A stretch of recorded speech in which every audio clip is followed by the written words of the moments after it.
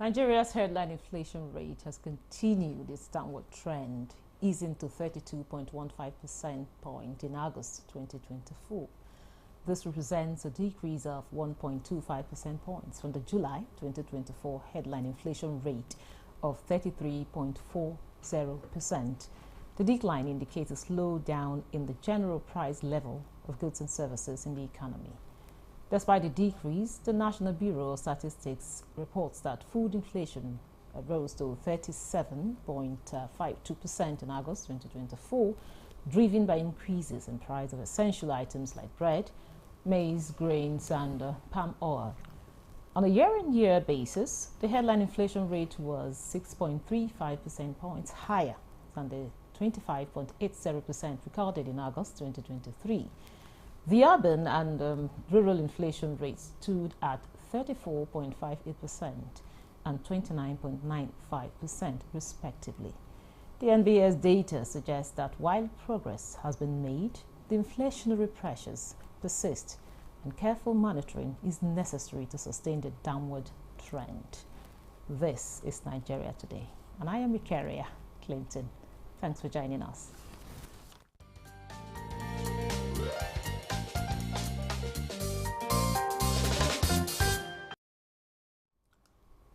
Now, joining us in the studio for the conversation is Nta News24.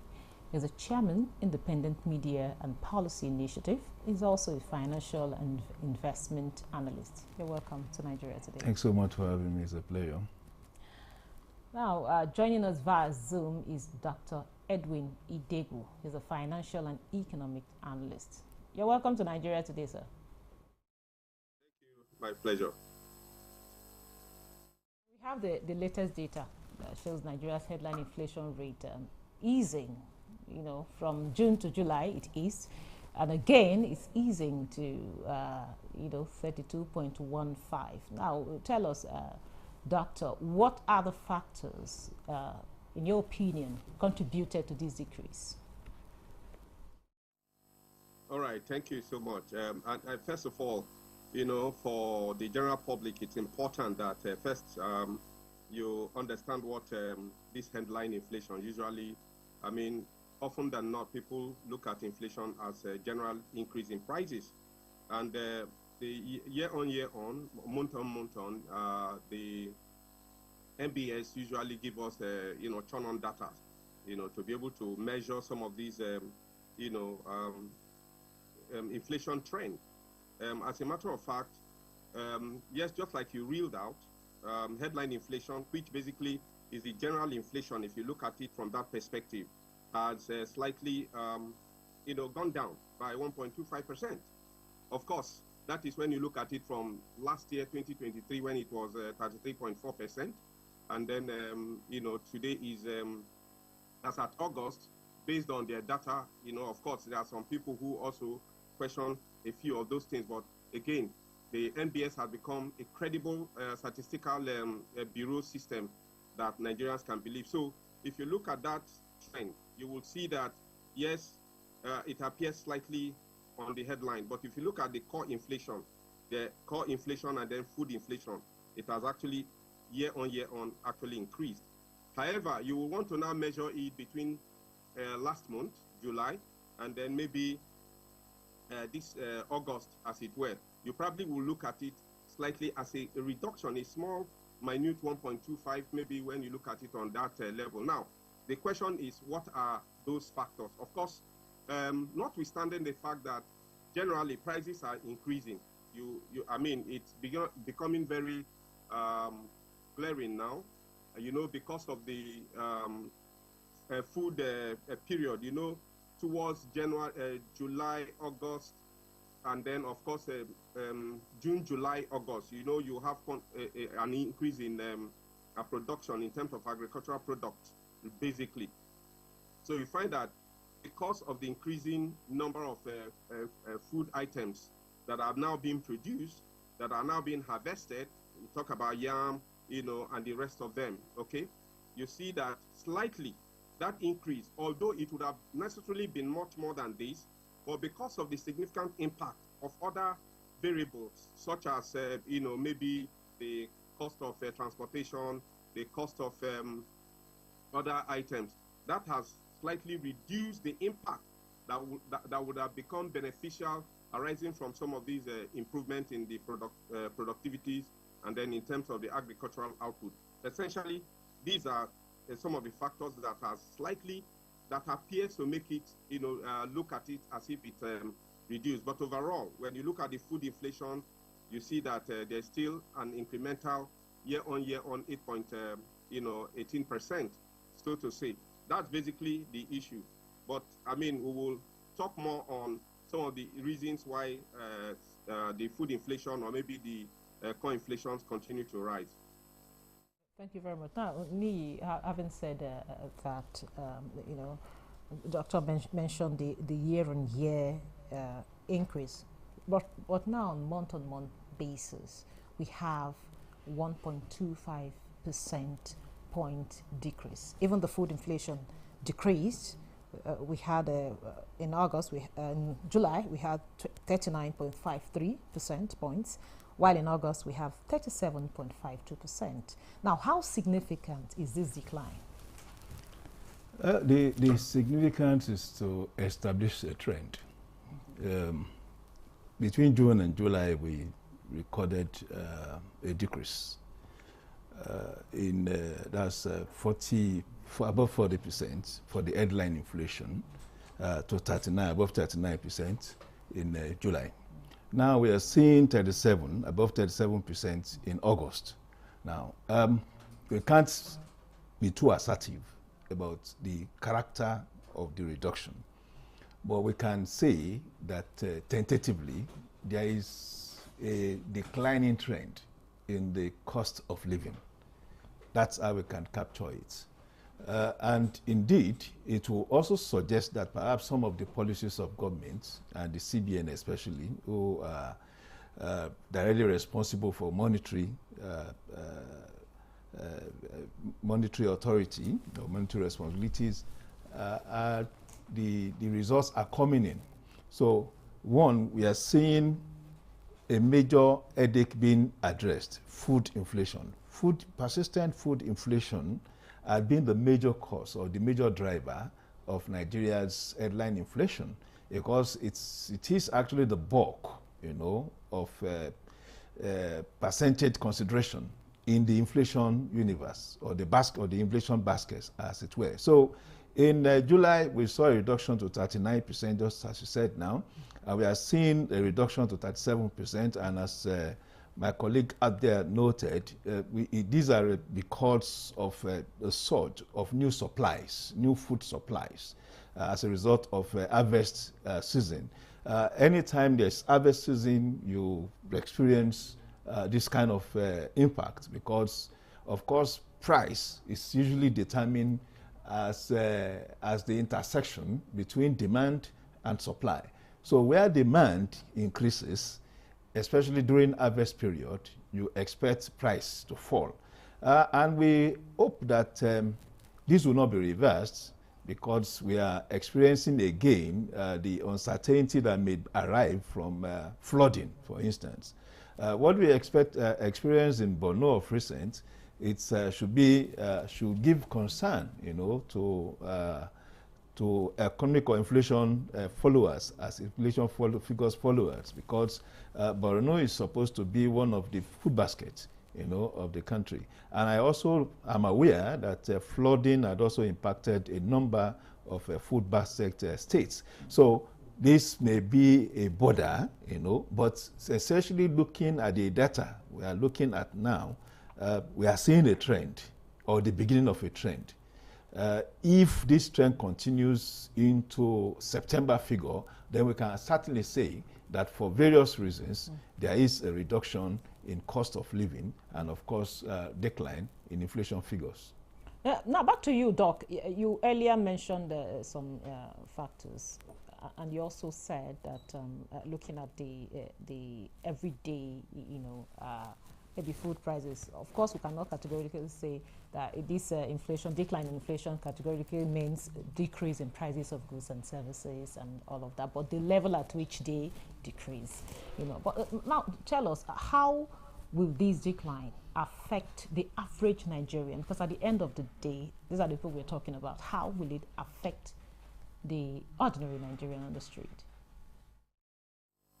Well, the reality, I mean, in terms of the impact on the average Nigerian, when you look at these relative, reduction as we may see it, the reality, sincerely, is that the slight movement downward south is not so significant as to begin to look at, just like my colleague there said, that you need to look at it. If we have maybe the next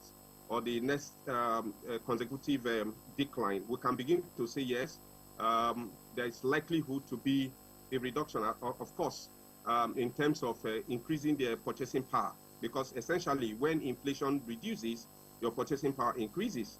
However, using the year-on-year-on, or perhaps even this month-on-month-on reduction, as it is, like my colleague others said, we will need to see what happens in the September figure to begin to say, the impact is actually going to be positive. But I mean, not being pessimistic, it appears, it looks up north. That means there's likelihood that there are positive changes that might likely, given some of the policy directions that may actually improve the downward trend of the inflation itself. So when you look at it, the impact on the people definitely is going to be, like I said, on the average, improvement in their purchasing power and the ability to be able to. But essentially, that in itself may, like I said, why the food production has, which, if you look at it from that basis, in terms of production, like he said, demand and supply, the supply has increased by June, July, August, right? But the impact of the improvement in the supply system has actually not impacted so much to reduce the core inflation, to reduce the headline inflation to the extent that it begins to be significant. Why am I saying this? There are other factors, right? Like the cost of transportation that actually also eats deep because of our transportation system. Our system is still, let me use the word, we are still based on road system. Assuming we are now having this rail system from the north down to the south that will improve those production. That's only when we probably can be looking at it on a steady level. But essentially, we are just, I can say that we'll just look out for maybe September to begin to see how this will impact. Because surprisingly, I was in the market. I mean, my wife had been complaining of a lot of things, and so I said, okay, let's get to the market. And I was still shocked with the level of core, especially when you look at food inflation areas and all of that. But somehow, not all of the products have significantly increased. So, but there have been some, how do I say, slight improvement in that. And then, of course, that will give people the opportunity to say maybe buy more and then, see how they can improve on their living conditions. So basically how I'll look at it from that perspective. Okay, now, of course, we are hopeful that if it's sustained to September, that we can categorically say, okay, this will have impact on a lot of things. Now, talk to us about what the central bank, how the policies and interventions have actually, worked the magic really of this decline. Well, when the central bank had been busy increasing the monetary policy rate in response to inflationary figures, some of us have been advocates and supporters of that position, while some other economists and analysts are taking oppositional position. But again, traditionally and orthodox-wise, we believe that when the central bank increases monetary policy rate, for instance, it's in response to obvious overflow of liquidity in the system. And the basic traditional understanding of high liquidity in the economic space is to say that you have more money, and I'm saying basic, you have more money pursuing, as it were, lesser goods and services. And because of that, again, basic economic standing, under supply, over much demand, pursuing under supply. And that will, of course, increase pricing. So when the CBN determined that, no, there's so much money, by its own data understanding of the space, it starts increasing. And we have seen the CBN under Cardoso increase from 18.5%, the MPR, to 26.7%, and of course that has compounded impacts on the economy, as it were. It is on the face of it negative, because it actually increases pricing, starting from the businessman who needs credits to invest in his business, to expand his business and all that. The credit access becomes costlier. That is the cost of loan. Let us bring it to the basic. The cost of loan becomes higher. So whereupon, if the monetary policy rate had been 15%, plus 5 and all that, whereupon it could have secured a loan for 20%, for instance. Now the average loan, the average cost of loan over the last few months had been 35%, and that of course is ploughed into the pricing template for the eventual buyers, purchaser or the user of the service. So what's the good about this trend we are saying now is that the CBN may not, in fact will not increase the benchmark monetary policy rates.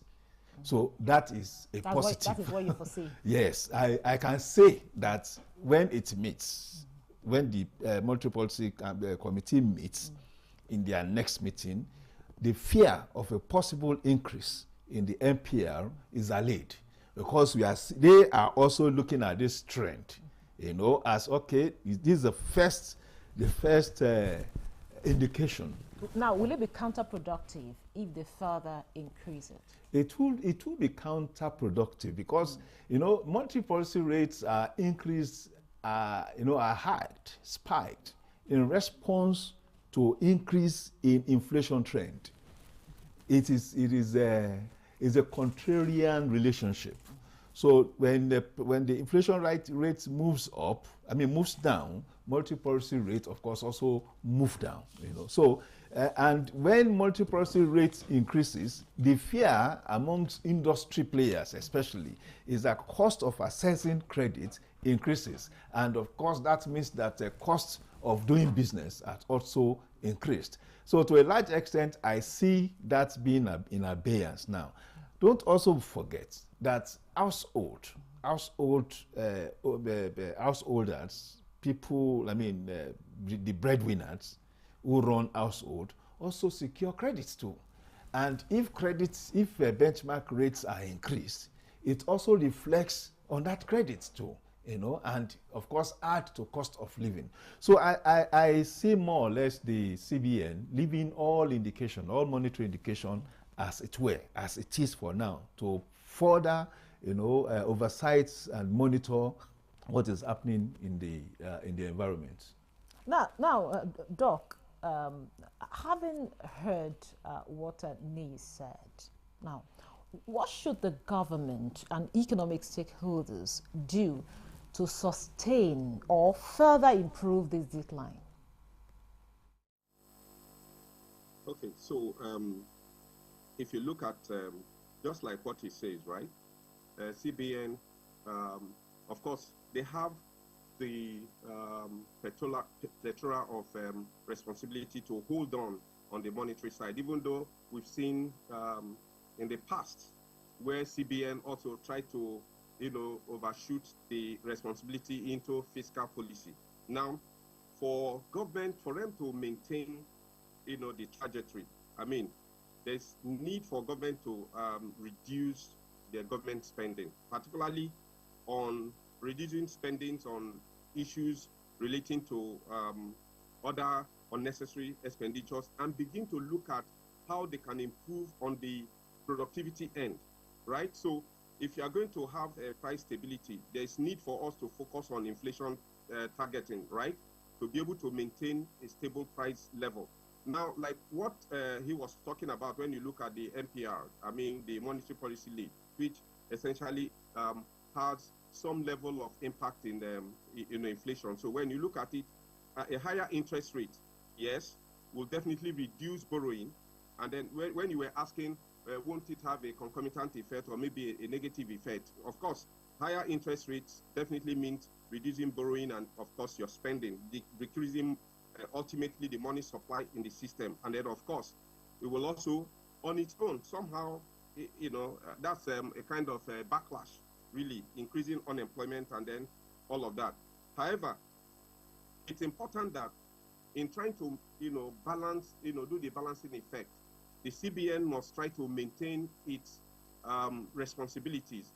And then the government on their own should be able to reduce spendings in areas that are not necessary and begin to look at what other productive areas should we be looking at in terms of improving the productivity, especially even talking about the food production activities. Because again, there's nothing more than, of course, if you look at the issues of, and that's why core inflation generally, right, is made up of almost more than close to 80% of food and then maybe energy.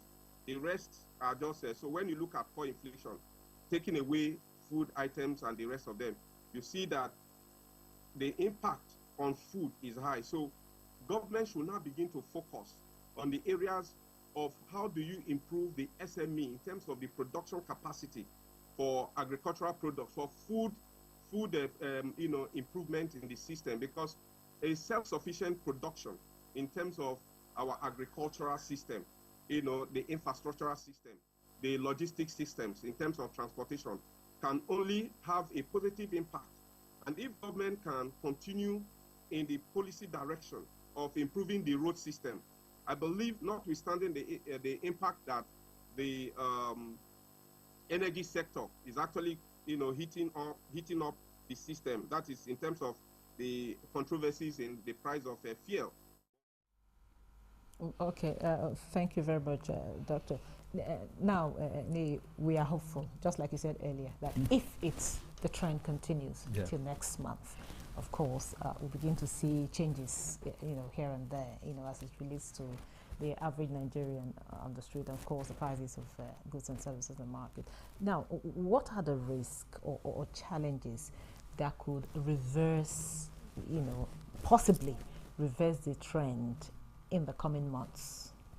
Well, I think there are a number of triggers too that are positive. One, we are yet to see the possible impact of the no levy, no tax food importation policy. I believe that if this is done, because it's supposed to be a 6-month window thing, I believe if it is implemented, price of food will come down. Food constitutes more than 50% of each household expenditure. When that is properly targeted, even if we are able to secure 5% reduction in food price over the next month, it would impact the figures. Then perhaps most importantly is for government to ensure that the food producing belts in Nigeria are properly monitored, for security and of course for movement of goods from the farm gate to the city gates. Okay, thank you very much. Now, with that, we'll wrap up today's episode of Nigeria Today. A very big thank you to Nta News24, the chairman, Independent Media and Policy Initiative. He's also a financial and investment analyst. Thank you so much for your time and your contribution. Thank you. And also, we had via Zoom Dr. Edwin Idebo, the financial and economics analyst. Thank you so much for your time and your thoughtful input. And thank you for being part of the program. Remember, Nigeria Today airs every weekday at 7:30 p.m. on Nta News24. You can also watch a repeat at 10 p.m. today, as well as other episodes on www.youtube.com/NTA News24 Hub. Once again, thank you for watching. I am your carrier, Clinton. Goodbye.